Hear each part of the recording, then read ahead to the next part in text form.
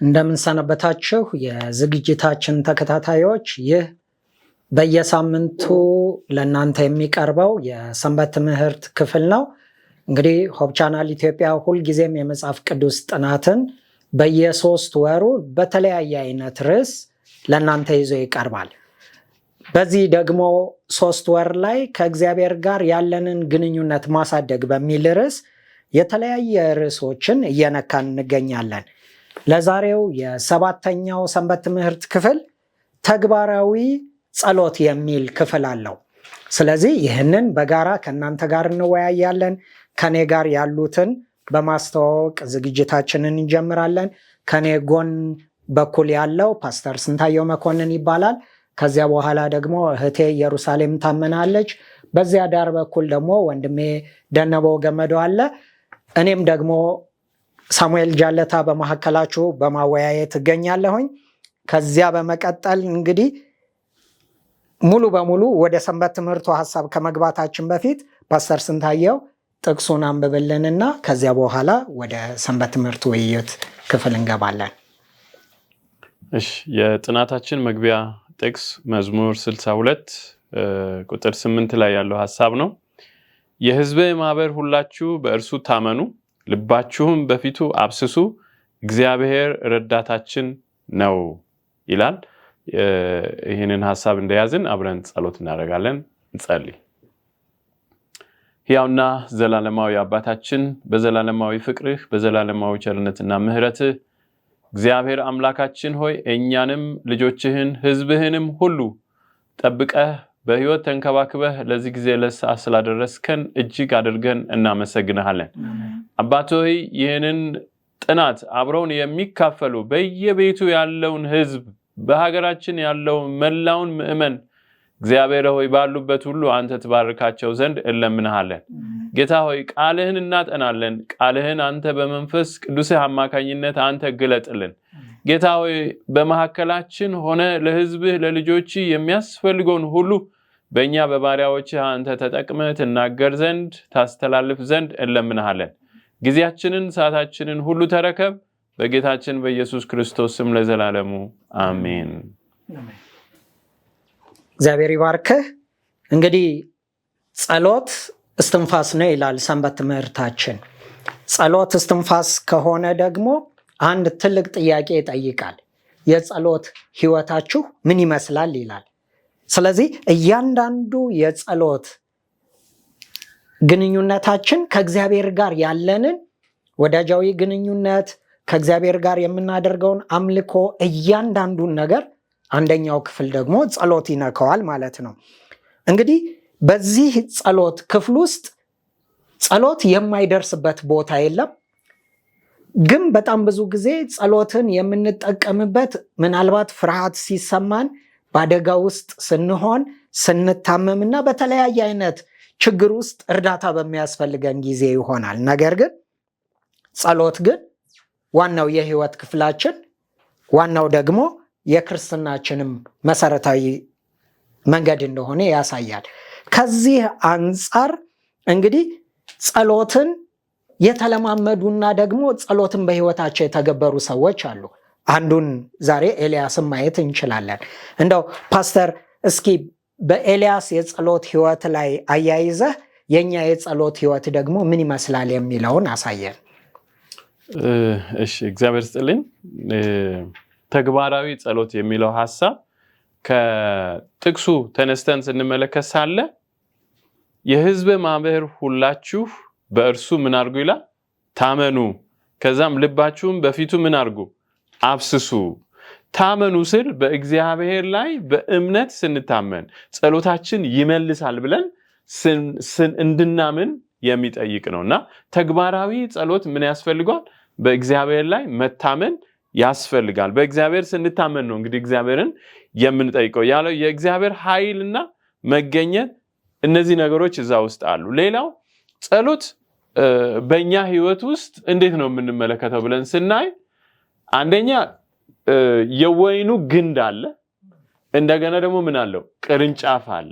ስለዚህ እኛ ስንጸልይ በወይኑ ግንድ ላይ መሆናችንን ወይም ቅርንጫፍ መሆናችንን እየገለጽን ነው ማለት ነው።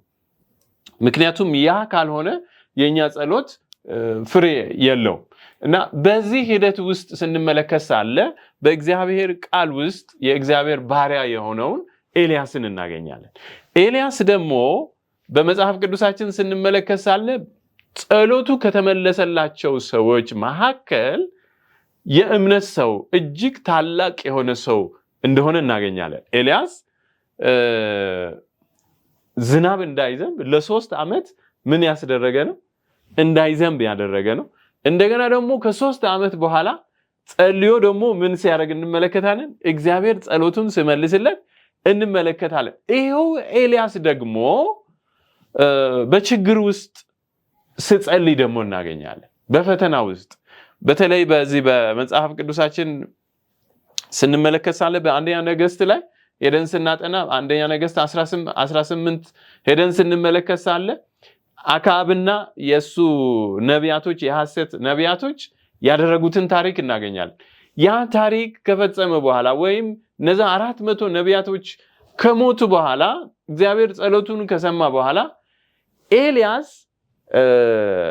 በነዛ ምክንያት ኤልዛቤት በኤልያስ ላይ ምን ታደርጋለች? ትዝትበታለች። በዛ ምክንያት ኤልያስ ፈርቶ ህይወቱ ችግር ውስጥ እንደወደቀ በማየት ወደ ምድረ በዳ ሲሸሽ ወይም ሲፈረጥጥ እንመለከታለን። እና ታማኙ ኤልያስ በክፉ ዘመን ይኖር ነበርና ንጉሱ አክዓብ ከእርሱ በፊት ከነበሩ የእስራኤል ነገስታት ሁሉ ይልቅ የእስራኤል አምላክ እግዚአብሔርን ለማስቆጣት የበለጠ ባደረጉበት ዘመን በዛ ዘመን ኤልያስ ለእግዚአብሔር ምን ነበር? ታማኝ ነበር። ታማኝ ሆኖ ነበር የቆየው። ታማኝ ሆኖ መቆየቱ ብቻ ሳይሆን ጸሎቱን እግዚአብሔር ሲመልስለት እንመለከታለን። ያ ጸሎቱ ከተመለሰለት በኋላ ግን ኤልዛቤት በሱ ላይ ምን አደረገች? ያንን ክፍል አነበዋለሁ። ስትዝትበት እንመለከታለን። ምን ብላ ዛተችበት? በአንደኛ ነገሥት ምዕራፍ 19 ቁጥር 2 ላይ ለኤልዛቤት ነገራት። አክዓብም ኤልያስን ይህን ሁሉ እንዳደረገ በነቢያት ሁሉ በሰይፍም እንደገደለ ለኤልዛቤት ነገራት። ኤልዛቤትም ነገ በዚህ ጊዜ ነፍስህን ከእነዚህ እንደ አንዲቱ ነፍስ ባላደርጋት ብላ በሱ ላይ ምን አደረገችበት? ዛተችበት። በዛን ጊዜ ኤልያስ ምን ሆነ? ፈራ። ከመፍራቱ የተነሳ ምን አደረገ? ሸሸ። ከሸሸ በኋላ በጣም ረጅም ከተጓዘ በኋላ እኔ ከአባቶቻችን አልበልጥምና እኔንም ምን አድርገኛል? ግደለኝ፣ እኔንም ግደለኝ፣ አሳርፈኛል። ግን እግዚአብሔር አምላክ ያንን በዛ ችግር ውስጥ ኤልያስን ዝም አላለው። ወደ ኤልያስ እግዚአብሔር ሲሄድ በአንድ ቀን ውስጥ እግዚአብሔር ኤልያስን ጸሎት ሁሉ ቢመልስም የነቢያቱ ስሜት አእምሮአዊና አካላዊ ሁኔታው ብዙም ሳይቆይ ምን ሆነ? ተለወጠ።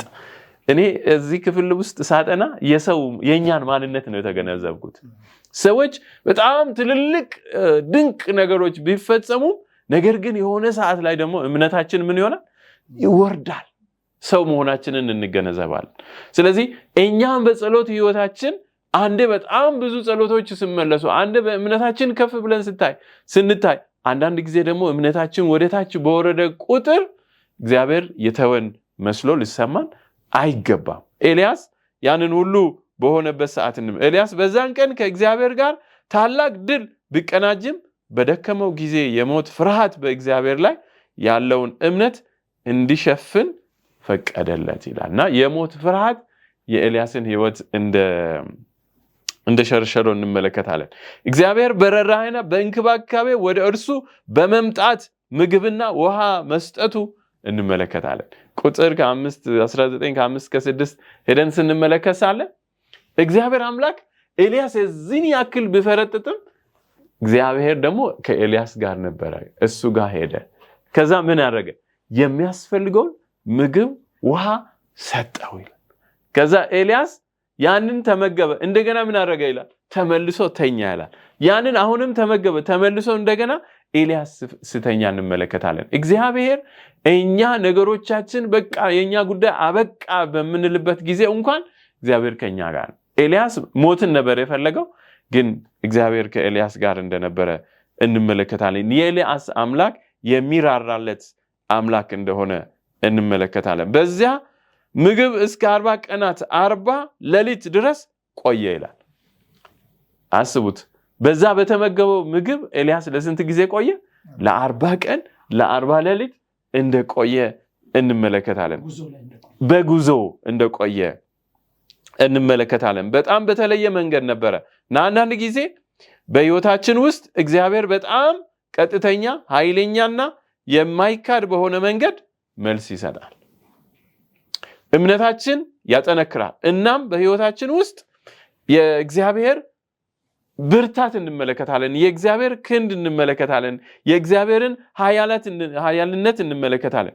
በሌላ ጊዜ ደግሞ የዛኑን ያክል እምነታችን ደግሞ ዝቅ ስል እንደገና ደግሞ ልክ እንደ ኤልያስ እምነታችን ሲሆን እንመለከታለን። በሌሎች ጊዜያት እግዚአብሔር ደግሞ የማይለወጥ እምነት መከተል በጣም ከባድ እንደሆነ በማሰብ እንወዛወዛለን፣ ለፈተና እንጋለጣለን ይላል እና በኤልያስ ህይወት ውስጥ ይሄንን ነው የምንመለከተው። ግን እግዚአብሔር ከማን ጋር ነበረ? ከኤልያስ ጋር ነበረና በኢሳይያስ 58 ቁጥር 8 እና 9 ላይ ሐሳቤም እንደ ሐሳባችሁ መንገዴም እንደ መንገዳችሁ አይደለም እና ሰማይ ከምድር ከፍ እንደሚል እንዲሁም መንገዴም ከመንገዳችሁ ሐሳቤም ከመንገዳችሁ ምን የሆነ ነው አለ? ከፍ ያለ ነው ይላል። እና ኤልያስ እንዳሰበው አይደለም የእግዚአብሔር ሐሳብ ለኤልያስ ያለው። ለእግዚአብሔር ለኤልያስ ያለው ሐሳብ እጅግ የተለየ ነው። በዛ በተፈተነበት ሰዓት ቢሆንም የኤልያስ ሐሳብና የእግዚአብሔር ሐሳብ እንደ ሰማይና እንደ ምድር እንደሆነ እንመለከታለን። ስለዚህ እኔና እናንተም በምንጸልይበት ጊዜ በተለያዩ ፈተናዎች ውስጥ በምንገባበት ጊዜ እግዚአብሔር ከኛ ጋር እንዳለ ልናስብ ያስፈልጋል እንጂ እግዚአብሔር እኛን እንደተወን ከዚህ በኋላ እግዚአብሔር እኛን እንደማያየን ልናስብ አይጠበቅብንም ወይም ምክንያቱም እግዚአብሔር የሚሰራው በተለያየ መንገድ ነው። የእርሱ ሐሳቦችና መንገዶች ከኛ እጅግ የላቁና በጥበብ የተሞሉ መሆናቸውን እንገነዘባለን። እግዚአብሔር ለኤልያስ ያለው ሐሳብ እጅግ የተለየ ነው። ከዛም በኋላ እኮ የኤልያስ ህይወት በእሳት ሰረገላ ወደ ሰማይ መወሰድ ነው አይደለም የነበረው እንጂ በዛው መቅረት አልነበረም። ስለዚህ የኤልያስን ህይወት መጨረሻውን የሚያየው ማን ነው? እግዚአብሔር ነበር። ኤልያስ ግን በምድረ በዳ ምን ነበር? እዛጫ መሞትን ነበር የፈለገው። እግዚአብሔርም በእኔና በእናንተ ህይወት ውስጥ የሚያየው እኛ ማናየውን እግዚአብሔር ያያል። ስለዚህ እግዚአብሔርን መጠበቅን በጸሎት በትዕግስት በእግዚአብሔር ፊት መቆየትን ልንለማመድ ያስፈልጋል። ልክ ስለ እግዚአብሔር ፍጥረት ብዙ ነገር እንደምንረዳ ሁሉ ስለ እርሱ የምንረዳው ነገር መኖሩን ልንገነዘብ ይገባናል። ስለዚህ ቸር ደግ አባታችን እግዚአብሔር መሆኑን ሁሌ ልናስብ ያስፈልጋል። የኛ አምላክ ምንድነው? ቸር ነው፣ ደግ ነው እና በዛ በጫካ ውስጥ የሚያስፈልገውን የሚሰጥ እግዚአብሔር አለ። ስለዚህ በጸሎታችን ፈተናዎች ቢበዙም በችግር ውስጥ ብንጸልይም እግዚአብሔር ለጸሎታችን መልስ የሚሰጥ አምላክ መሆኑን ከዚህ ከኤልያስ ህይወት እንረዳለን። ይህን ሐሳብ ነው የምገነዘበው። እግዚአብሔር ይባርክ ፓስተርዬ። በእውነት ብዙን ነገር ነበረ እየነካ የነበረው። መጽሐፍ ቅዱሳችንም ደግሞ ምን ይላል? ኤልያስ እንደኛ ሰው ነበረ ይላል ዕብራውያን ላይ። እንደኛ ሰው ነበረ። ስለዚህ ማንኛውም አይነት ስሜት አለው። የመደሰትም የማዘንም የመፍራትም አንዳንዴ ደግሞ ሞር ደግሞ ኮንፊደንሻል ሆኖ በእምነት መቆምም አለ። ስለዚህ እንደኛ ሰው ነው። እንደኛ ሰው የሆነው ኤልያስ ተፈትኖ ነገር ግን ያንን የተፈተነውን ፈተና ደግሞ መውጫ መንገድ እግዚአብሔር እንዳዘጋጀለት ኤልያስ ደግሞ የመረጠው ምርጫ እና የፈለገው ፍላጎት ሌላ፣ እግዚአብሔር ያየለት ደግሞ ሌላ ነው። ዛሬም እግዚአብሔር ለኛ ያየልን ሌላ ነው። ስለዚህ ያንን ልናስተውል ይገባል። እውነት ነው። እግዚአብሔር ይባርክ። ግን እንደዚህ ሁሉ ሆኖ ደግሞ አንዳንድ ጊዜ ጸሎቶቻችን መልስ የሌላቸው በሚመስሉ ጊዜ ደግሞ እንዴት ልንሆን ነው? እህቴ ኢየሩስ በዚህ ሐሳብ ላይ መለስ ብለን ባለፈው ሰንበት ትምህርቶቻችን ላይ ያነሳናቸው ሐሳቦች አሉና ማቴዎስ 7:7 ላይ ስንመለከት ለምኑ ይሰጣችኋል፣ ፈልጉም ታገኛላችሁ፣ አንኳኩም ይከፈትላችኋል ተብለናልና ይሄን ሐሳብ መያዝ አለብን ወደዚህ ሐሳብ ስንገባና እግዚአብሔር ጠይቁኝ ለምኑ ይሰጣችኋል ብሏልና ከኛ የሚጠበቅብን ማድረግ መቻል አለብን ሁሉ ጊዜና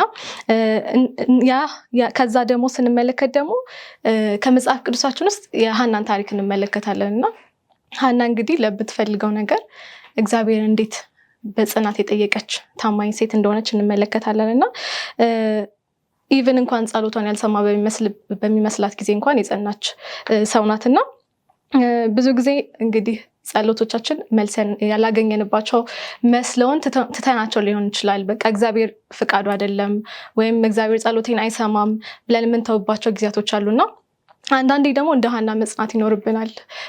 እግዚአብሔርን ስንጠይቅ እንግዲህ እግዚአብሔር እንዲመልስልን እስከ መጨረሻው ድረስ መጽናት ይኖርብናል እና በዛ በመጠበቅ ውስጥ ደግሞ እምነታችንም እየጠነከረ ይሄዳል። እግዚአብሔር ለዓላማው ያንን ነገር ሳይመልስ የሚያቆየውና በዛ ሁሉ ደግሞ እምነታችን የሚታይበት ነውና እኛም በእምነታችን ከእግዚአብሔር ጋር ያለን ጉዞ ማጠናከር ይኖርብናል።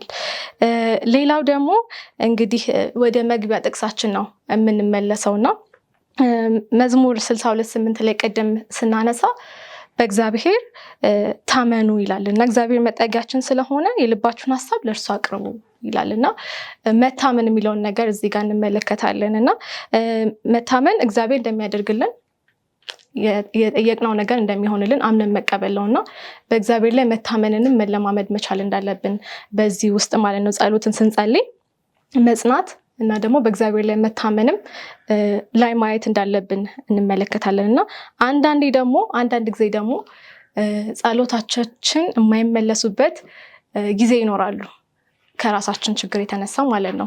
እነዚህ ምንድናቸው ብለን በምንመለከትበት ጊዜ አብዛኛው ጊዜ የራሳችንን ፈቃድ ነው የምንፈልገው እግዚአብሔርን ፈቃድ ሳይሆን ማለት ነው እና ወደ ዮሐንስ 5:14 ላይ ስንሄድ ምን ይላል? ማንኛውም ነገር እንደርሱ ፈቃድ ብንለምን እንደሚሰማን እንተማመናለን ይላልና እንደማን ፈቃድ?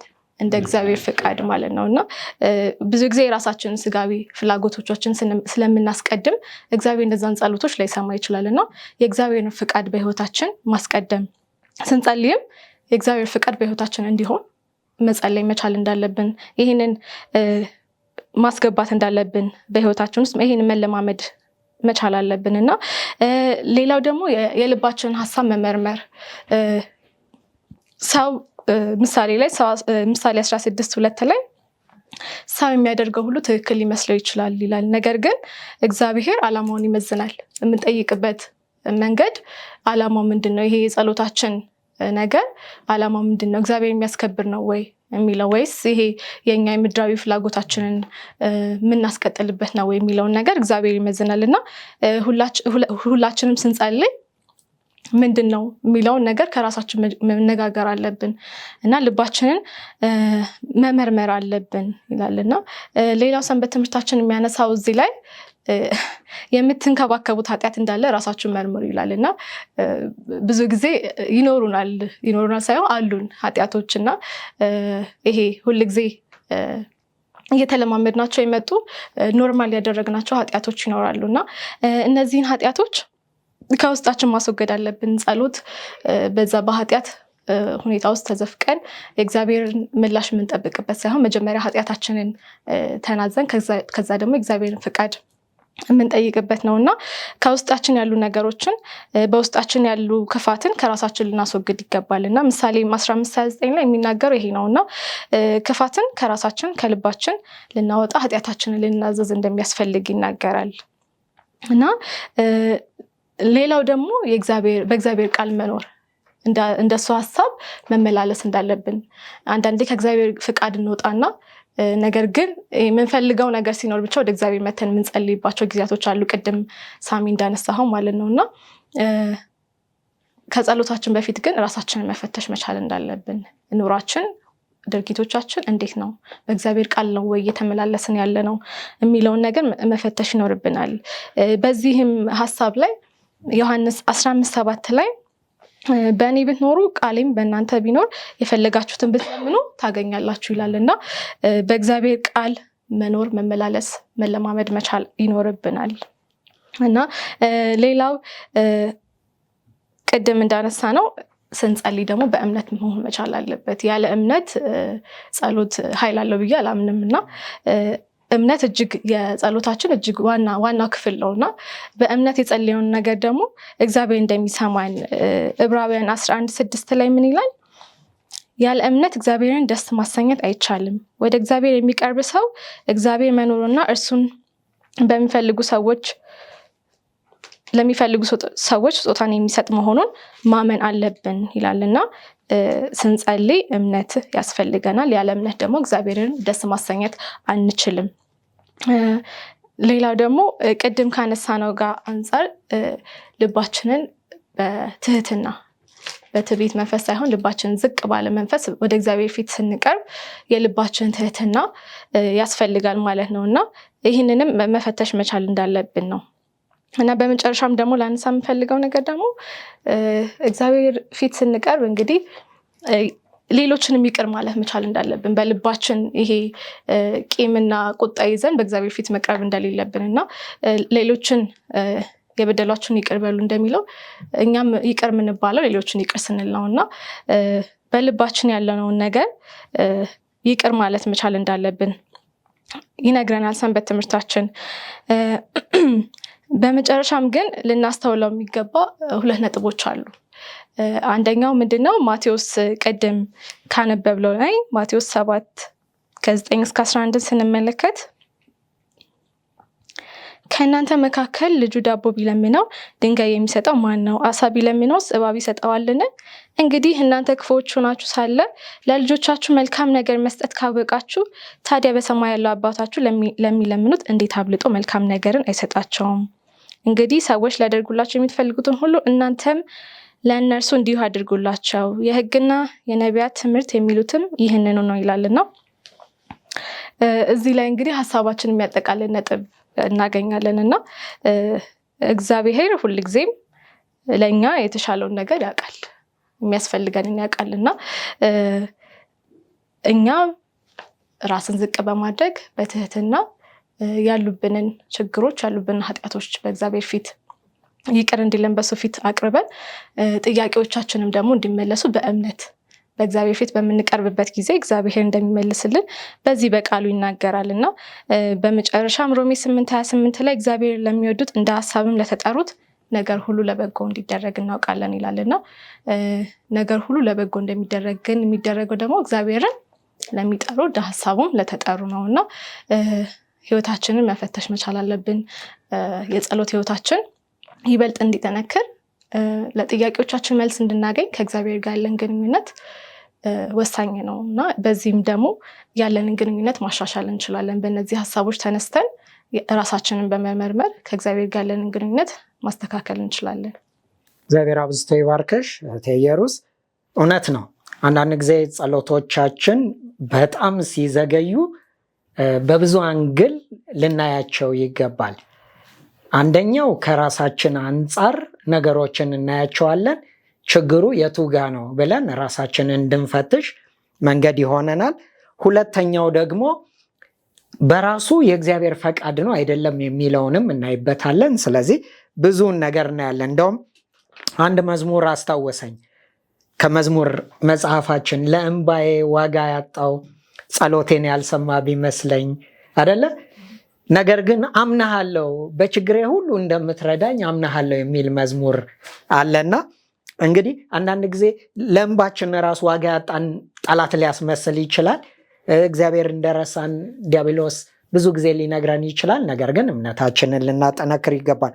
ምናልባት ደግሞ ኢየሱስ ክርስቶስን ስናይ ኢየሱስ ክርስቶስ ደግሞ ምንም እንኳን የእግዚአብሔር ልጅ ቢሆን ከአባቱ ደግሞ እርዳታ ይለምን ዘንድ ሁልጊዜም በማለዳ የአባቱን ፊት ይፈልግ ነበረ። ከኢየሱስ ክርስቶስ ደግሞ ህይወት ምን አይነት ደግሞ ለኛ የጸሎት ህይወት እንማራለን? ወንድም የደነበው በጣም ጥሩ አመሰግናለሁ ወንድም ሳሚ። እንዴት መጸለይ እንዳለብን ከማን ነው መማር ያለብን? የመጀመሪያ መሪና አስተማሪያችን ሊኖር ይገባል። እዚህ ላይ እንዴት መጸለይ እንዳለብን ከማን መማር አለብን የሚለውን ሐሳብ ከማንሳቴ በፊት ወንድሞችና እህቶች ያነሱት ሐሳብ ላይ ጥቂት ነገር ልበልና ልለፍ። የመጀመሪያው ስለ ኤልያስ ታሪክ በምንመለከትበት ጊዜ የኤልያስ ጸሎት በአደባባይ የጸለየው ጸሎት በልበ ሙሉነት የጸለየው ጸሎት መልስ አገኘ። ከቢኤል ነቢያት ጋር ማን ነው አምላክ ብሎ በድፍረት ብቻውን ቆሞ ከብዙ ነቢያት ጋር የትኛው አምላክ የተሻለ አምላክ ነው ወይንም የትኛው አምላክ እውነተኛ አምላክ ነው፣ የትኛው አምላክ የሚሰማ አምላክ ነው፣ የትኛው አምላክ የሚመልስ አምላክ ነው የሚለውን ቆሞ ከሌሎች ነቢያት ጋር መፎካከርና መወራረድ ትልቅ እምነት ይጠይቃል። ያንን እምነት ይዞ ኤልያስ መልስ አገኘ። እነዛ አማልክቶችን የሚያመልኩት የቢኤል ነቢያት ላይ ምን ሲል ነበረ? እንደው አምላካችሁ ተኝቶ ይሆናል፣ ርቆም ይሆናል፣ እንደው ሐሳብ ይዞትም ይሆናል ሲላቸው ነበረ። ይሄም ትልቅ ድፍረትና ትልቅ እምነትን ይጠይቃል። እውነት ነው፣ ለመቀስቀስ ብዙ ታገሉ፣ ግን አምላካቸው የሚሰማ አምላክ አይደለም። ኤልያስ ደግሞ በሉ ተራችሁን ጨርሷቸዋል፣ እኔ አምላኬን ልለምን ካለ በኋላ የሄደው ስቴፕ በጣም ነው የሚገርመው። መሰዊያው ላይ ስንት ጋን ውሃ ጨመረበት ነው የሚለው። ደረቅ ስለሆነ ቶላው ተቃጠለ እንዳይባል ውሃውን ከታች አይደለም ከላዩ ላይ ምን አድርጉት ነው ያለው። አሁንም ረጠበ። የእግዚአብሔር እሳት ከሰማይ መጣች፣ ምን አደረገቻት? ላሰች ነው። አስቡት፣ ያን ሁሉ መስዋዕት፣ ድንጋዩ የለ፣ እንጨቱ የለ፣ መስዋዕቱ የለ፣ ውሃው የለ፣ እሳት መጥቶ ላሰ ነው የሚለው። ልክ እጃችን ላይ ወጣ ባርጋን የምንለሰውን ያህል በቃ ጠርክ። በጣም ከባድ ነው።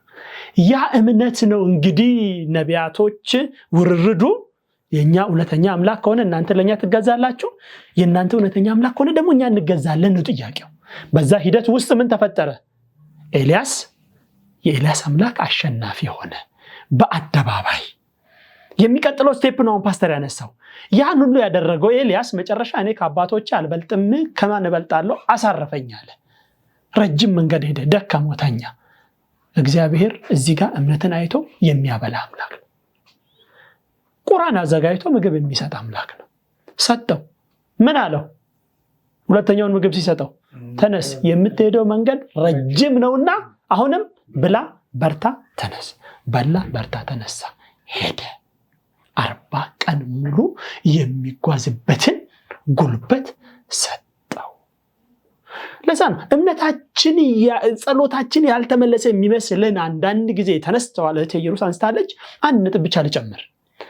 የምንጸልየው ጸሎት እኛን የሚያጠፋ ከሆነ እኛን የማይበጅ ከሆነ እግዚአብሔር እየሰማ አይመልስም።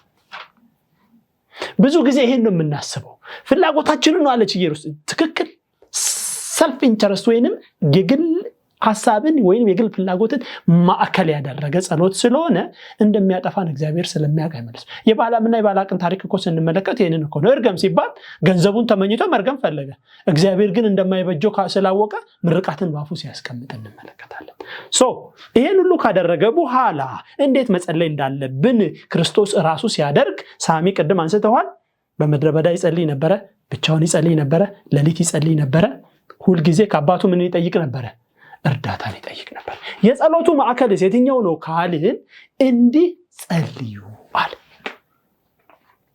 እንዴት?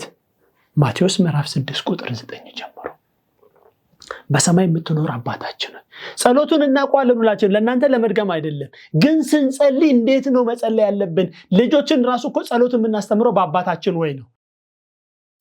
ኢንተርናላይዝድ አድርገን ውስጣዊ ባለማድረጋችን ጸሎቱ የምን ጸሎት ሆነ? የምላስ ጸሎት ሆነ። ይህ ህዝብ በምላሱ በከንፈሩ ምን ያደርገኛል? ያከብረኛል። ልቡ ግን የአባታችን ወይ ጸሎት የምን ጸሎት ሆኗል? የምላስ ጸሎት ሆኗል። አስተማሪያችን ወይንም መሪያችን ወይንም ጀማሪያችን ራሱ ስትጸልዩ እንዲህ ብሎ ጸልዩ አለና አስቀመጠ። በሰማይ የሚኖረውን አባት ስሙን ምን አድርጉት ነው? ቀድሱት ነው። ስሙን በምንቀድስበት ስርዓት ውስጥ ደግሞ ጌታ ኢየሱስ ክርስቶስ ወደ ሰማይ ሄዷል። እንደሚመጣ ስለምናውቅ መንግስት ትምጣ። መንግስቱ ብትመጣ ምን ይዘናል? እኛ ዝግጅታችን ምን ያህል ነው? አንዳንድ ሰዎች ኑሮ ሲመራቸው ወይ ሁሉ ነገር ህመሙ ምኑ እግዚአብሔር እንደው መጥቶ በገላገለን ይላሉ። እሱ ቀላል ነው። ግን ቢመጣ ምንድነው ከኔ የሚያገኘው ዝግጅት? ይሄን ሳናስተውል ብዙ ጊዜ የእግዚአብሔርን መንግስት ትምጣ የሚለውን ጸሎት እንደው መጥቶ ከዚህ ችግር ከዚህ መከራ ከዚህ ጭንቅ በገላገለን እንላለን። ተዘጋጅተናል? ቢመጣ እንዲወስደን ዝግጁ ነን? ምን ያህል የሚለውን ነገር ማስተዋል በጣም አስፈላጊ ነው። በዚህ ሂደት ውስጥ ዛሬ ለ1000 ዓመት እንሰራለን። የዕለት እንጀራችንን ስጠን ዛሬ የሚለው ጸሎት የምላስ ሆነ፣ ግን የስንት ዓመት እንሰራለን? ወደኋላ የ1000 ዓመት እንሰራለን። ነፍሴ ቢ ጠጭ አትርከሚ፣ ለብዙ ዘመን የሚሆን ምን ተዘጋጅቷል? አንተ ሰነፍ ነፍስህን ዛሬ ካንተ ሊወስዱ በደጅ። ነገ እንደምንኖር ሳናውቅ ስለ ነገ ምንም አታውቅም። ነገ ክፋቱ ራሱ ምን ያደርገዋል አለ።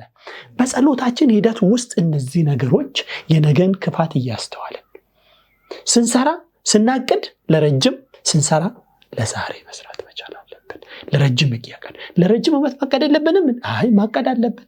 ስንሰራ ግን ስንኖር መቼን መኖር አለብን? ዛሬን የንስሐ ህይወት መኖር አለብን። ነገን እያቀድን እንደዚህኛው እንደ ሰነፍ ሰው ጸሎት ቢጠጭ ለብዙ ዘመን ስንል ዛሬ ልናርፍ እንችላለን።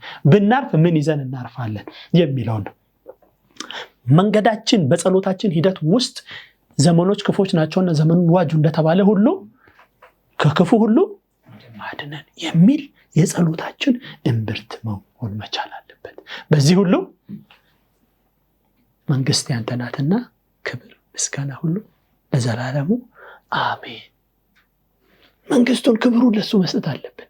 የጸሎታችን ማሳደረጊያ የዚህ ዘመን ምንድነው? ጸሎታችንን ስለሰማ እናመሰግናለን። እሱ ምንድነው ያለው? የጸሎቱ ማሳደረጊያ ምንድነው? ለአንተ ይሁን ነው። ክብር ለሱ ስጡት ነው። እኛ ምንድነው የምናደርገው? ለጸሎታችንን ስለሰማ ክብር ቢገባም ባይገባም የሚል ሐሳቦችን ይይዛል። ከዚህ ቀጥሎስ ምን አደረገ ጸሎቱ? ማቴዎስ ምዕራፍ 6ን በመናጠናበት ጊዜ ቁጥር 14 ላይ ለዘላለሙ አሜን። ከዚህ ቀጥሎስ ብዙ አንዳንድ የክርስትና እምነት ውስጥ ከዚህ ቀጥሎ ጸሎት አለ። እዚህ ላይ ስንፈልገው ግን አመሰግናለሁ። እግዚአብሔር ይባርክህ። እንግዲህ ወንድሜ ደነበው ብዙውን ክፍል ነክቶታል። አላለቀም፣ ይቀጥላል። ካፍታ ቆይታ በኋላ አርፈን ስንመለስ ደግሞ ሌሎች ደግሞ በጸሎት ውስጥ እንዴት አድርገን ወደ እግዚአብሔር መቅረብ እንዳለብን እንማራለን። ባላችሁበት ጠብቁን።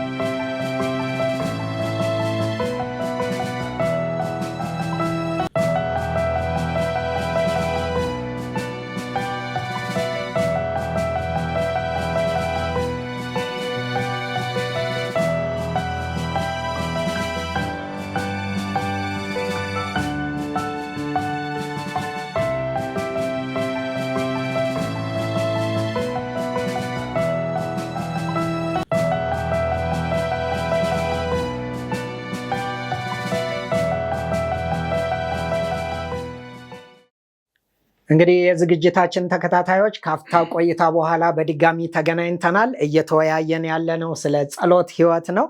እንግዲህ በጸሎት ህይወት ውስጥ ደግሞ ቅድምም አይተናል፣ ጸሎቶቻችን በተለያየ ምክንያት ይዘገያሉ። ጸሎቶቻችን ደግሞ ብዙ አይነት ነገሮችን ማዕከል ማድረግ አለበት። አንደኛው ምስጋና ነው፣ ሁለተኛው ኑዛዜ ነው፣ ከዛ ደግሞ ልመናም አለው እና እነዚህን ነገሮች ሁሉ ደግሞ በጸሎት ውስጥ አለ። ጸሎት እንደውም የአባታችን ጸሎት የጸሎቶች ሁሉ ፓኬጅ ነው። እነዚህን ሁሉ አጠቃሎ የያዘ ጸሎት ነው። ስለዚህ እነዚህን እስኪ መልሼ ወደ አንተው ደነቦ ላምጣውና እነዚህን ክፍሎች ምስጋናን፣ ኑዛዜንና ልመናን ወይም ምልጃን እንዴት ታየዋለህ? ከዚህ አንጻር ደግሞ በጣም ጥሩ አመሰግናለሁ። ማክሰኞ ክፍል ላይ እንዳየነው የአባታችን ጸሎት እንዳልከው የሁሉም ጸሎት ማዕከል ነው። ከዛ ውስጥ ነው ሁሉም ነገር ድራይቭ ወይንም ስፕሊት እየተደረገ የወጣ። የዚህኛው ክፍል ኑዛዜ አለ፣ ምስጋና አለ፣ ልመና አለ። ስለ ምስጋና በምንመለከትበት ጊዜ አባቶች ራሳቸው ክርስቲያንም ባይሆኑ የሚናገሩት ነገር አለ። ተመስገን ነው እንጂ ሰው በጠና ታሞ ካማረሩትማ ይጨምራል ደግሞ ይላሉ። በህይወታችን ውስጥ ማማረር ተገቢ አለመሆኑን በተረት ራሱ ይነግሩናል። ለእያንዳንዱ ነገር ምስጋና እጅግ በጣም አስፈላጊ ነው። ባለመዝሙሩ ዳዊት ከጻፋቸው ነገሮች ውስጥ ሁልጊዜ አፌን በምስጋና እከፍታለሁ። ብዙ ሰዎች አፋቸው በምንድን ነው የሚከፈተው? በምሬት ነው የሚከፈተው። እንደው ምን አድርጉ፣ እንደው ምን በደልኩ፣ እንደው የሚሉ ናቸው። ስናመሰግን አንዳንድ በጣም የሚደንቁ ሰዎች አሉ፣ የሚገርሙ ሰዎች አሉ። አልጋ ላይ ተኝተው ሁል ጊዜ ሲጠየቁ እንዴት ነው አባይ ገሌ ሲባል እግዚአብሔር ይመስገን ዛሬ ስላየው ይላሉ። አንዳንዶቹስ አረ ስቃዩ በዛብኝ እንደው በገላ አረ እንዲሆን። ምስጋና ሲሆን እነሱ ውስጥ ያለው ህመም ቀላል ሆኖ አይደለም። በምስጋና ህመሙን ምን ያደርጉታል? ይረሱታል። ይህን ክፍል ስንመለከት ዳንኤልን ነው የምንመለከተው። ዳንኤል ምዕራፍ 9 ስንመለከት ዳንኤል ምዕራፍ 9 ዋናው ኮንሰፕት ወይንም ሙሉ ሐሳቡን በምንመለከተበት ጊዜ በነቢዩ ኤርሚያስ ላይ የተጻፈው በማመጻቸው ምክንያት ለ70 ዓመት በባቢሎን እንደሚገዙ ነገር። ከዛ 70 ዓመት እንደተፈጸመ ከትንቢት ምን አልኩ አለ? አስተዋልኩ አለ። በማስተዋሉ ወዴት ሄደ? ወደ ባርነት የመጡት በአመጽ ምክንያት ነው። ስለ ህዝቡ አመጽ፣ ስለ ራሱ አመጽ፣ ስለ ሌሎቹም መተላለፍ በእግዚአብሔር ፊት በኑዛዜ ቀረበ። ዳንኤል ምዕራፍ 9 የኑዛዜ ክፍል ነው። ዳንኤል ምዕራፍ 9 ቁጥር 5 እስቲ አብረን እንየው። እንዲህ ይላል፣ ኃጢአትን ሰርተናል፣ በድለንማል፣ ክፋትንም አድርገናል፣ አምፀንማል፣ ከትእዛዝህና ከፍርድህም ፈቀቅ ብለናል። ይሄ ኑዛዜ ነው። ኑዛዜ የሚመጣው ምንድን ነው? በደላችንን ስናውቅ ነው። ከዛ አስቀጥሎ በደላችንን ካወቅን ከተናዘዝን ምንድን ነው የሚመጣው? ልመና ነው የሚመጣው። እግዚአብሔር አምላክ ሆይ 70 ዓመት ተፈጽሟል፣ ህዝብህን ለዚህ ባርነት አታዝልቅ፣ መልሰን ወደ ኢየሩሳሌም የሚል ምንድን ነው የመጣው? ልመና ነው የመጣው። በዚህ ልመና መሰረት ነው እነሱም የነህምያን የነእዝራን ታሪክ ስንመለከት ኢየሩሳሌም ዳግም ለመገንባት ከዚህ ስቴፕ በኋላ ነው ምን ያደረጉት? የወጡት ማለት ነው። ባሉበት ምድር በባርነት ቢሆኑም ዳንኤል መጀመሪያ ምንድን ያደረገው? አመሰገነ። ዳንኤል ምዕራፍ 1 ምዕራፍ 2 ስንመለከት እኮ የንጉሱ ህልም በመጣ ጊዜ ዳንኤል ምዕራፍ 2 ላይ እኮ ዳንኤል ምንድን ያደረገው? ጸሎቴን እንደምትሰማኝ አውቃለሁ፣ ለዚህ ምን አደርጋለሁ? አመሰግናለሁ አለ። በምስጋናው ምክንያት እግዚአብሔር የንጉሱን ህልም ለዳንኤል ምን አደረገ? ገለጠለት። መልሶም ስለተገለጠለት ምን አደረገ? ዳንኤል እግዚአብሔርን ምን አደረገ? አመሰገነ። ከሌሎቹ በልጬ ሳይሆን አንተ ክብርህን ለማሳየት ይህን ስላደረግ አሁን ምን አደርጋለሁ? ዳንኤል በአንበሳ ጉድጓድ ውስጥ ሆኖ ንጉስ ዳሪዮስ መጥቶ ሲጠይቀው ምንድን ነው ያለው? ዳንኤል ሆይ የምትወደው ያ የምታመልከው አምላክ አድኖሃል ሲለው እግዚአብሔር ይመስገን በአንተ ፊት በደል ስላልተገኘብኝ እግዚአብሔር ያናብስትን አፍ ዘጋ፣ አቅፈውኝ አሙቀውኝ አደሩ። ድሮስ ምን በደልኩኝና ነው አንበሳ ጉድጓድ ውስጥ የጣልከኝ አላለ። መዳኑን ነው ያየው፣ በመዳኑ ነው ያመሰገነው። ለዛ ነው በመጽሐፍ ቅዱስ ጌታ ኢየሱስ ክርስቶስ ከሰራ ተአምራቶችንም በምንመለከተበት ጊዜ ተመሳሳይ ነገር ነው። ኑዛዜ ይቅርታን እንድንጠይቅ ከውስጣችን ስሜት እንዲኖር የሚያደርግ ክፍል ነው። ምን እንድናደርግ? ይቅርታን እንድንጠይቅ የሚያደርገን ክፍል ነው። ይቅርታን ለመጠየቅ ደግሞ ለምንድን ነው ይቅርታ የሚጠይቀው የሚለውን ነገር ደግሞ ሐሳባችን ውስጥ መመላለስ እንዳለበት የእግዚአብሔር ቃል ይነግራል። በተመሳሳይ ያዕቆብ ምዕራፍ 5 ቁጥር 16 ላይ እንዲህ የሚል ክፍል እናገኛለን። እርስ በርሳችሁ በኃጢአታችሁ ተናዘዙ፣ ትፈወሱም ዘንድ እያንዳንዱ ስለሌላ ይጸልይ። የጻድቅ ሰው ጸሎት በስራዋ እጅግ ታደርጋለች ይችላል። ማመስገን፣ ስለ ኃጢአት መናዘዝ፣ ከዛ መጸለይ ማለት እኮ ስለሌሎቹ ምን ማድረግ ነው? መለመን ማለት እኮ ነው። መማለድ ማለት ነው እኮ መጠየቅ ማለት ነው። ስለ ሌሎች ብቻ አይደለም ስለ ራሳችንም ጭምር የሚለውን ሐሳብ ነው እዚህ ጋር የሚያደርገው። ሁልጊዜ ጸሎታችን ውስጥ መካተት ያለበት ለእግዚአብሔር አድናቆትን መስጠት እጅግ በጣም አስፈላጊ ነገር ነው። አይደለም ለእግዚአብሔር ሰዎች እኮ የሆነ ሰው ለመለመን ሲፈልጉ እኮ ስለዛ ሰው አድናቆቱ በጣም እንትን ካሉ በኋላ እኮ ልቡን ያቀልጡታል እኮ። ዲነኝ እንዴ ምናምን ብሎ እኮ እጁ የታሰረ ሰው እጁ ይፈታል። ቅድም ኢየሩስ ተናግራለች እኮ አንኳኩ በር የዘጋ ሰው ሲንኳኳ ይከፍታል። እና እግዚአብሔርም ይሄንን ነገር ነው ዳንኤል ይሄን ክፍል በደንብ ዳንኤል ምዕራፍ 9ን እንድታዩ እንድታጠኑ እንድታነቡት ደግሞ ደግሜ እጋብዛችኋለሁ። አመሰግናለሁ። እግዚአብሔር ይባርክ። እንግዲህ እግዚአብሔር ሙገሳ ይፈልጋል፣ እግዚአብሔር ምልጃ ይፈልጋል ወይም እግዚአብሔር ጉቦ ይፈልጋል ማለት አይደለም። ነገር ግን በራሱም ምስጋና ጥቅሙም ለራሳችን ነው።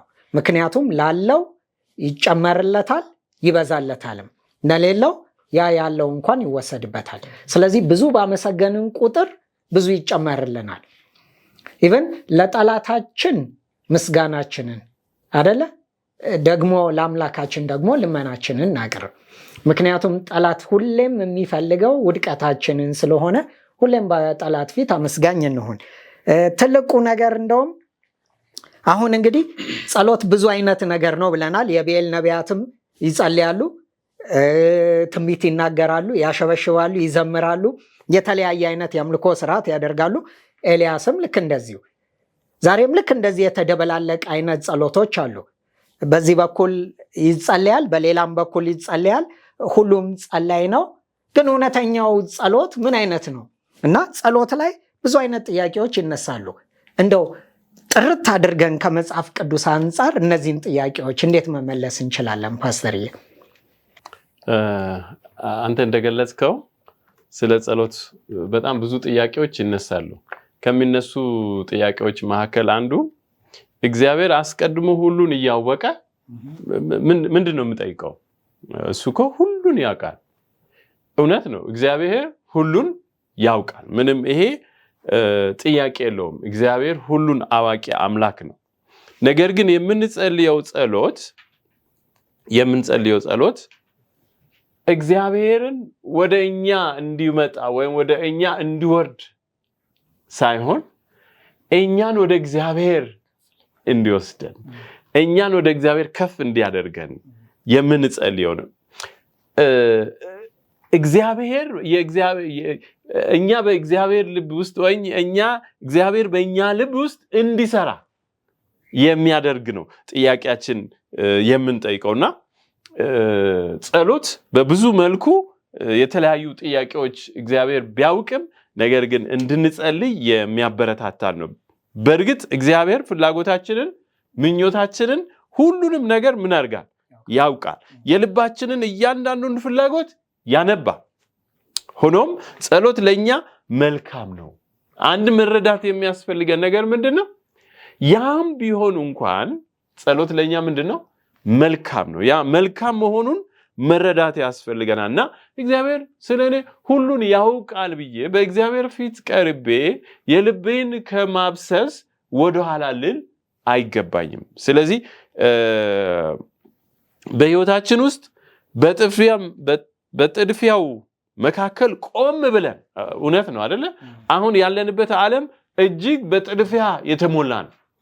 ነገር ግን ቆም ብለን ማሰብ የሚያስፈልገን ነገር አለ። እግዚአብሔር በሁሉም ላይ ልዑላዊ መሆኑን እንድንቀበል መጸለይ ያስፈልጋል። ልዑላዊ ማለት የሁሉም የበላይ መሆኑን የሁሉም ነገር የበላይ መሆኑን እግዚአብሔር እሱ ብቻ መሆኑን ልንረዳ ያስፈልጋል። ራሳችንንም በእግሩ ስር እንድናስቀምጥ ይሄ ጸሎት ይጋብዘናል። ጸሎታችንን በእግዚአብሔር ፊት ማፍሰስ ካስፈለገን መጸለይ ካስፈለግን በእግሮቹ ስር ምን መሆን ያስፈልገናል? መቀመጥ ያስፈልገናል። ካልተቀመጥን የበረከቱ ተካፋይ መሆን አንችልም። ስለዚህ ያንን ለማድረግ ጸሎት ያስፈልገናልና እውነት ነው እግዚአብሔር ሁሉን ነገር ያውቃል። ነገር ግን ስንጸልይ ወደ እግዚአብሔር እንመጣለን፣ ከእግዚአብሔር ስር እንቀመጣለን፣ ከእግዚአብሔር ጋር እንነጋገራለን። ስለዚህ አንደኛው ጸሎት ለዚህ ይረዳናል፣ ለዚህ ይጠቅመናል። በመጽሐፍ ቅዱሳችን በሮሜ ምዕራፍ 8 26 እና 27 ላይ እንደዚህ ይላል፣ እንዲሁም ደግሞ መንፈስ ቅዱስ ድካማችንን ያግዛል፣ እንዴት እንድንጸልይ እንደሚገባን አናውቅምና፣ ነገር ግን መንፈስ ራሱ በማይነገር መቃተት ይማልድልናል። ልብንም የሚመረምር የመንፈስም ሐሳብ ምን እንደሆነ ያውቃል። እንደ እግዚአብሔር ፈቃድ ስለ ቅዱሳን ምን ያደርጋል? ይማልዳል ይላል። ስለዚህ እግዚአብሔር አምላክ ስለ እኛ መንፈስ ቅዱስ እንኳን እንደሚቃትት እንመለከታለን። ይህንን መገንዘብ ያስፈልገናል። ለምን እንደምንጸልይ በዚህ መረዳት እንችላለን። ሁለተኛው ጥያቄ ሁሉም ነገር ሰላም ከሆነ ለምን ጸሎት ያስፈልጋል?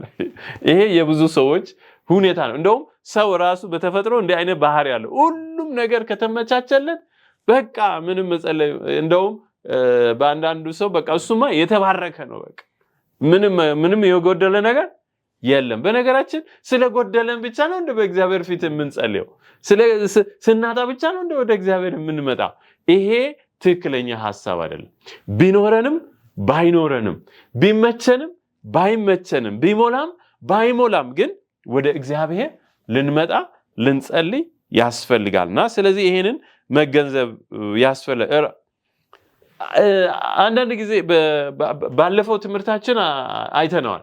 በተለይ ክፍል 3 ላይ ይሄንን ሐሳብ ስለ ከትዕቢት ሐሳብ ጋር አገናኝተን አጥንተናል። ስለዚህ በትዕቢት የተሞላ ጥያቄን እግዚአብሔር አይሰማም፣ በተሰበረ ልብ። ለዛ ነው መዝሙር ቅድም ያነበበው በእግዚአብሔር ፊት ልባችንን እናፍስስ የሚለው ሐሳብ የመጣው ከዛ አንጻር ነው። ስለዚህ ጠንካራ የጸሎት ህይወታችን የሚያደናቅፍ ትላልቅ እንቅፋቶች መካከል ናቸው። እግዚአብሔር ምን ያህል እንደሚያስፈልገን ብናውቅ ኖሮ እርሱ የበለጠ እንጠጋ ነበረ። ፍጹም የሆነ መላእክት እርሱ እያደነቁና እያመለኩ ከኛ ጋር እንደ ኃጢአተኞች እርሱ ብዙም እንደሚያስፈልግ ለምን እናስባለን? መላእክት እልፍ አእላፋት መላእክት ያልወደቁ መላእክት እግዚአብሔር አምላክን ሁሉ ምን ያደርጉታል? ያመልኩታል። ቅዱስ ቅዱስ ቅዱስ እያሉ ያልወደቁ። ለነዛ የዛን ያክል ካስፈለገ ለኛማ እንደው እስትንፋሳችን ነው መሆን ያለበት። እስትንፋሳችን መሆን ያስፈልጋል። ስለዚህ ሁሉ ጊዜ በጸሎት ወደ እግዚአብሔር ልንቀርብ ያስፈልጋል። ለዚህ ነው በኢሳይያስ ምዕራፍ 44 ቁጥር 3 ላይ በተጠማ ላይ ውሃን በደረቅ መሬት ላይም ፈሳሾችን አፈሳለሁ፣ መንፈስን በዚህ ላይ በረከትንም በልጆቼ ላይ ምን አደርጋለሁ? አፈሳለሁ ይላል። ያ ምን አይነት ነው? በተጠማ በሚፈልግ በሚጸልይ በሚናፍቅ። ስለዚህ እኔና እናንተ መጸለይ ያስፈልገናል። መንፈስ ቅዱስ በኃይል ያስፈልገናል፣ መንፈሳዊ ህይወታችን እንዲያድግ። ስለዚህ ሁሉም ነገር ሰላም ነው ብለን ተዘርግተን የምንቀመጥበት ጊዜ ውስጥ አይደለንም። ስለዚህ ሁለተኛው ጥያቄ ሐሳቡ ይሄን ይመስላል። ሶስተኛው ላይ በምንሄድበት ጊዜ በጸሎት ውስጥ የእምነት ሚና ምን ያህል ነው? ቅድም እህታችን ኢየሩስ አንስታዋለች። ዕብራውያን ምዕራፍ 11 ቁጥር 6 ላይ ምናል? ያለ እምነት እግዚአብሔርን ደስ ማሰኘት አይቻልም። በቃ ያለ እምነት እግዚአብሔርን ደስ ማሰኘት አይቻልም። እምነትን ራሱ የሚሰጠው ማን ነው? እግዚአብሔር ነው። ደግሞ የሚገርመው ነገር እሱ ነው። ስለዚህ እግዚአብሔር እምነትን እንኳን እንዲሰጠን ምን ማድረግ ያስፈልገናል? መጠየቅ ያስፈልገናል። ስለዚህ እግዚአብሔርን ማስደሰት የምንችለው በእምነት በእግዚአብሔር ፊት በመቅረብ ነው። ስለዚህ ይሄንን መገንዘብ ያስፈልጋል። ጸሎትና እምነት ምን የሆኑ ናቸው? የተያያዙ ናቸው አይደል እንዴ? ያለቀ ጸሎት ነው እንደምንጸልየው ወይንም ለተቀበልነው ጉዳይ ነው እንደምንጸልየው አይደለም። ልንቀበል ስላለው ነገር በእምነት ነው የምንጸልየው። ስለዚህ ጸሎትና እምነት እነዚህ የተያያዙ ናቸው። የለመናቸውን ሁሉ አገኝተናችሁ እንዳገኛችሁት እመኑ ይሆንላችኋል ይላል ማርቆስ ምዕራፍ 11:24 ላይና አጠያየቃችን እንደ እግዚአብሔር ፍላጎት መሆን እንዳለበት ግልጽ ያደርጋል። እርሱ ቃል የገባልንን ነገሮችን ሁሉ መጠየቅ ያለብን የምናገኘውን ሁሉ መልስ የእርሱን ፈቃድ ለማሟላት ተግባራት እንዲውሉ ማድረግ አለብን። ለሚሰጠን በረከት ሌላ ውጫዊ ማስረጃ መሻት አያስፈልገንም። ስጦታው በተስፋ ቃል ውስጥ አለ ይላል ስነ ትምህርት በሚለው መጽሐፍ ገጽ 290 ላይና ወደ አራተኛው ሄዳለሁ ቶሎ ብዬ። ከማን ጋር ልጸልይ? ብዙ ሰዎች የሚጸልዩት አንድ ጥያቄ አለ። ከማን ጋር ልጸልይ? አንደኛ በግላችን ከእግዚአብሔር ጋር መጸለይ እንችላለን። እንደውም ወደ ቤትህ ግባ፣ በርህን በራስህ ላይ ዝጋ፣ ከዛም በኋላ ሁሉም ወደ ምሳማ ወደ አምላክ ምን አድርግ? ጸልይ፣ ጩህ ይስል እንመለከታለን። አንደኛው በግላችን ከእግዚአብሔር ጋር የጸሎት ጊዜ ያስፈልገናል በግላችን። ሌላኛው ደግሞ ከቤተሰብ ጋር መጸለይ እንችላለን። ሌላኛው ደግሞ ከትንንሽ ቡድኖች ጋር መጸለይ እንችላለን። ከቤተክርስቲያን ምዕመኖቻችን ጋር መጸለይ እንችላለን። አንዳንድ ጊዜ በቃ እኔ ብቻዬን ጸልያለሁ ብለው ሰዎች ወደታ አይሄዱም። ቤተክርስቲያን ወደ አዘጋጀችው ወደ ጸሎት ቲም አይሄዱም፣ ወይም ወደ ትንንሽ ቡድኖች ሄዶ አይጸልዩም። እንደውም በአሁኑ ሰዓት በጣም ወሳኙና አስፈላጊው ነገር በትንንሽ ቡድኖች እየሆንን በእግዚአብሔር ፊት ጸሎታችንን ማቅረብ መጸለይ ያስፈልገናል። እንደውም ጊዜው አሁን የምንጸልይበት ጊዜ ነው። መንፈስ ቅዱስን ለመቀበል የምንጸልይበት ጊዜ ላይ ነው ያለ ነው። አምስተኛው እንዴት ማድመጥ ይኖርብናል። እውነት ነው አይደል እንዴ? እኛ ብቻ እየተናገርን፣ እኛ ብቻ እያልን፣ እኛ ብቻ ሐሳብ እየሰጠን መቀጠል የለብንም። ግን እግዚአብሔር ደግሞ ሲናገር ማዳመጥ ያስፈልገናል። ይሄ ደግሞ ምንድነው እንዴት ነው ብለን በምንመለከትበት ጊዜ የእግዚአብሔርን ቃል ስናጠና እግዚአብሔር ደግሞ በቃሉ ለኛ ምን ያደርጋል? ይናገራል። እርሱ እኛን እንዲመክረንና በህይወታችን ውስጥ እንድናገረን መፍቀድ አለብን። ስለዚህ ያንን ስንፈቅድለት ግልጽ በሆነ መልኩ እግዚአብሔር በቃሉ ይናገረናል። በቃሉ ጥናት፣ በአምልኮ ጊዜ ውስጥ በእነዚህ ሁሉ እግዚአብሔር ምን ያደርጋል? ይናገራል። በእግዚአብሔር አገልጋዮች በኩል ይናገረናል። ስለዚህ የሚናገረን በምንድን ነው? በቃሉ ጥናት ውስጥ እግዚአብሔር ለህይወታችን በአምልኮ በቤተ ክርስቲያን ለህይወታችን ይናገረናል። ስለዚህ በእነዚህ መልኩ ጥያቄዎቻችን መልስ ያገኛሉ የሚል ሐሳብ ነው ያለውና ብዙ ሐሳቦች ነው የያዘው።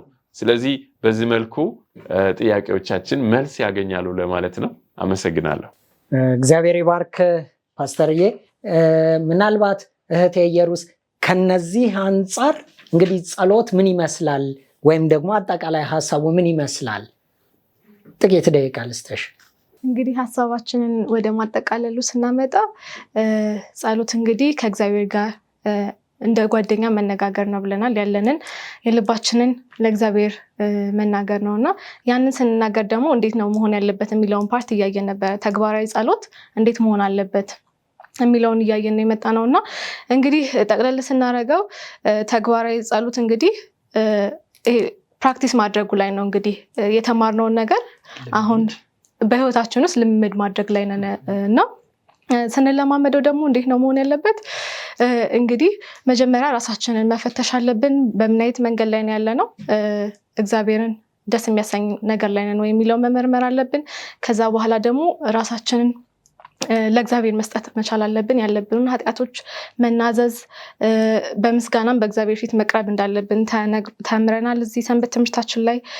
እናም ደግሞ እግዚአብሔር ጸሎትን የሚሰማ አምላክ ነው እና እንግዲህ አሁን ባለብን በምድራዊ ነገሮች ብዙ ምድራዊ ነገሮች ውስጣችንን ሊረብሹት ሊያስጨንቁን ይችላሉ። ነገር ግን እግዚአብሔር ታማኝ አምላክ ነው። ሁልጊዜም የኛን ጸሎት ሊሰማ ዝግጁ የሆነ አምላክ ነው እና ቃሉን የእግዚአብሔርን ቃል በምናጠናበት ጊዜ የብዙ ሰዎችን የጸሎት ህይወት እንመለከታለን እና እነዛ ጸሎቶች ደግሞ እኛን ሊያበረቱን እኛን ሊያጠነክሩ የሚችሉ የጸሎት ታሪኮች አሉ። የእግዚአብሔር የተስፋ ቃሎች አሉ እና በነዛ ተስፋ ቃሎች ደግሞ ተነስተን በእግዚአብሔር ፊት በምንጸልይበት ጊዜ እግዚአብሔር ጸሎታችንን የሚሰማ አምላክ እንደሆነ ነው የሚያስረዳ ማለት ነው። አሜን። እግዚአብሔር ይባርክሽ። እንግዲህ እንደ እግዚአብሔር ሰው እንደ ኤሊ፣ እንደ እግዚአብሔር ሰው ደግሞ እንደ ሐና ልዩነት ያለው ጸሎቶች አሉ ማለት ነው። ኤሊ ለልጆቹ መጸለይ ሲገባው በቸልተኝነቱ ምክንያት ሳይጸልይ ቀረ፣ ትውልዱ ሁሉ ጠፋ። ሐና ግን ለራሷም ጸለየች፣ ለልጇም ጸለየች። በየጊዜው ደግሞ ለልጇ ልብስ ታዘጋጅለት ነበረ፣ የተሻለውን ነገር ታመጣለት ነበር፣ ትጸልይለት ነበር። መጨረሻ ላይ ውጤቱ የተሻለ ሆነ። ስለዚህ እንደ ትውልድ ለትውልዱ ልንጸልይ፣ ለራሳችን ልንጸልይ፣ ለብዙዎች ልንማልድ እና በጸሎት ሰንሰለት ተያይዘን ልንወጣው የሚገባ ጊዜ ነውና ይህን ማድረግ እንድንችል እግዚአብሔር ይርዳል። እንግዲህ አድማጭ ተመልካቾቻችን እግዚአብሔር አብዝቶ ይባርካችሁ። በእውነት ከዚህም በላይ ብዙ ነገሮች ስለ ጸሎት ከመጽሐፍ ቅዱሳችን ክፍል መማር ትችላላችሁ። ጥቂቱን ነው እኛ የተናገርነው። እንግዲህ በዚህ በተማርነው ደግሞ መኖር እንድንችል እግዚአብሔር ይርዳል። እንጸልይና ሰንበት ትምህርት ክፍላችንን እናጠቃልላለን። እንጸልይ። አባታችን ሆይ እናመሰግንሃለን።